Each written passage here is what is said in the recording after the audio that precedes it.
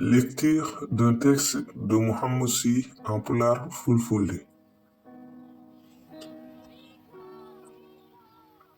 Debbo e nder aada Fulɓe.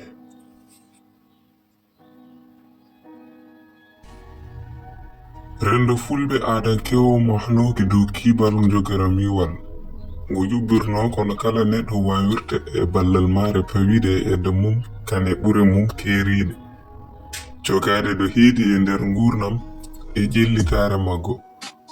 Ngo wurno ko e dow timmodiral hakkunde debbo e gorko nder kala fannu gila e yuɓo faggude haa e diine e wirtaade geɗe pinal e darnde mo woni kala nder ngurnam rendo hono nelle rendoweeje.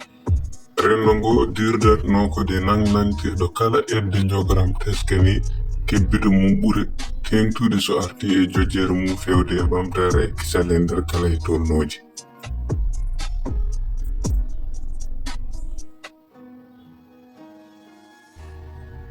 To fannu faggudu worɓe kewno ko huccande golle laddankeje bayde no gaynaka waaño awo ma mbiyen waaño nder ndiyam ogo ubbide jamde nder leydi e ko nandi hen.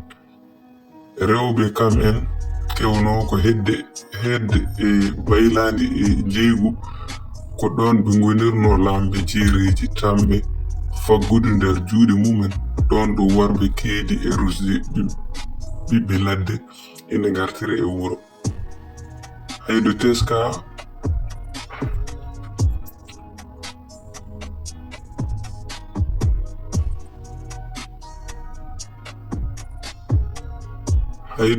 worɓe ina kuccani gede baylandi ko wayno bayla rewɓe ngon sato kewi ko toppitade baylandi wondi ko wayno maholode ko ni ɓe pecciratno ɗon kuuje diñorde de ɗon ɗo worɓe mbujoto jamde nder jeele rewɓe jiiba leydi nder diƴƴe kamɓe fof ɓe jornoro guttali lamɗo bife hendu moɓowo e nder tamre wotere maba e motto ngora nooki ngal ɗon timmodiral ko ni rendo men wawodirno e sato mum dow dardugol rewɓe e worɓe ko alda e yew saka e kiiɓal.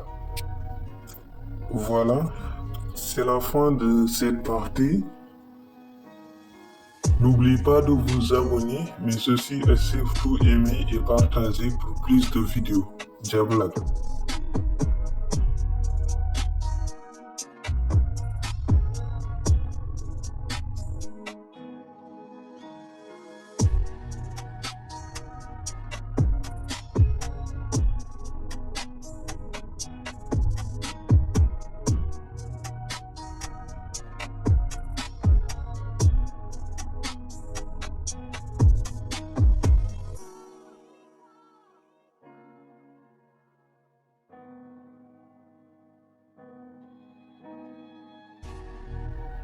Debbo e nder aada Fulɓe. Texte écrit par Pullo Guéna.